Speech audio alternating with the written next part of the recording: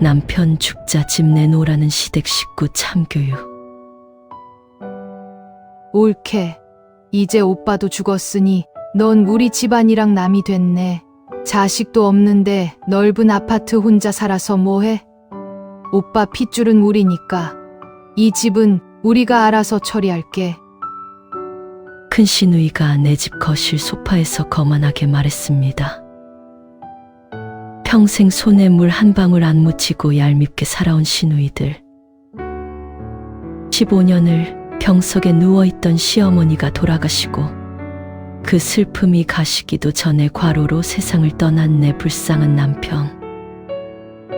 그 남편의 뼈가루가 채 식기도 전에 짐승처럼 달려들어 집 문서부터 내놓으라는 시댁 식구들을 어떻게 하면 좋을까요? 30살의 남편과 결혼해 우리는 아이 없이 단둘이 살았습니다. 대신 치매에 걸린 시어머니를 제가 15년 동안 모셨습니다. 매일 밤낮으로 똥오줌을 받아내고 벽에 칠한 변을 닦아내며 제 청춘은 다시 들어갔습니다. 가까운 동네에 살던 시누이 둘은 명절에조차 코빼기도 비치지 않았습니다. 냄새나서 밥이 안 넘어간다. 올케가 수고 좀 해라. 그게 그 인간들이 15년 동안 나한테 한 유일한 말이었습니다. 남편은 늘 제게 미안해하며 뼈 빠지게 일만 했습니다. 그렇게 고생만 하던 남편은 시어머니가 돌아가시고 불과 석 달 만에 급성 심근경색으로 제 곁을 떠났습니다. 하늘이 무너지는 것 같았습니다. 장례식장 구석에 주저앉아 넋을 놓고 울고 있는데 시누이 둘이 득달같이 달려왔습니다. 위로는커녕 부의금 장부가 어디 있냐며 뒤적거리더니 장례가 끝나자마자 우리 집으로 쳐들어온 겁니다. 오빠가 남긴 이 아파트 우리가 처분할게. 물론 올케 목도 생각하고 있어. 그리고 엄마가 돌아가시면서 올케한테 남겨준 그 빌라도 팔자. 우리가 친자식이니까 권리 있는 거 알지? 기가 막혀서 눈물도 나오지 않았습니다. 내 남편이 피를 토하며 벌어온 집입니다. 내가 내 청춘 다 바쳐 얻어낸 내 집입니다.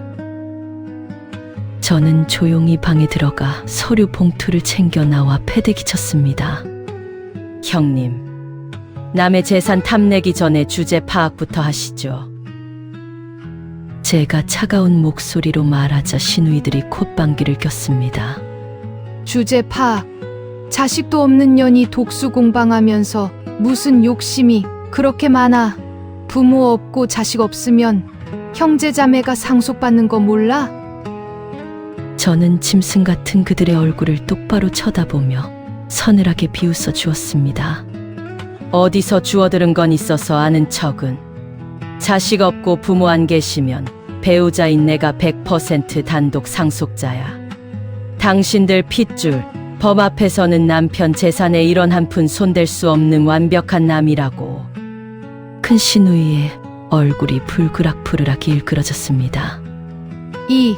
이 독한 년 법대 나왔다고 공갈로 협박이야? 좋아. 이 집은 그렇다 쳐.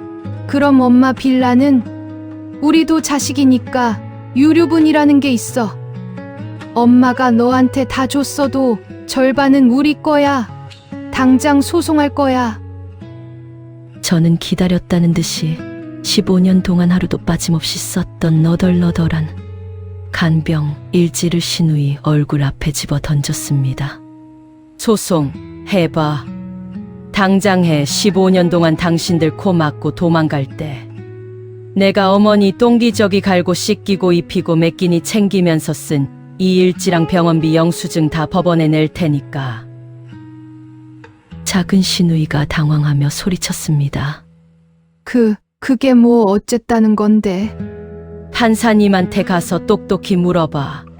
15년 동안 며느리가 독박 병수발 들어서 받은 재산이 유류분 소송 대상이 되는지, 내 청춘, 내 피눈물 갈아 넣은 정당한 대가라서 당신들한테 돌아갈 몫은 단 1원도 없어.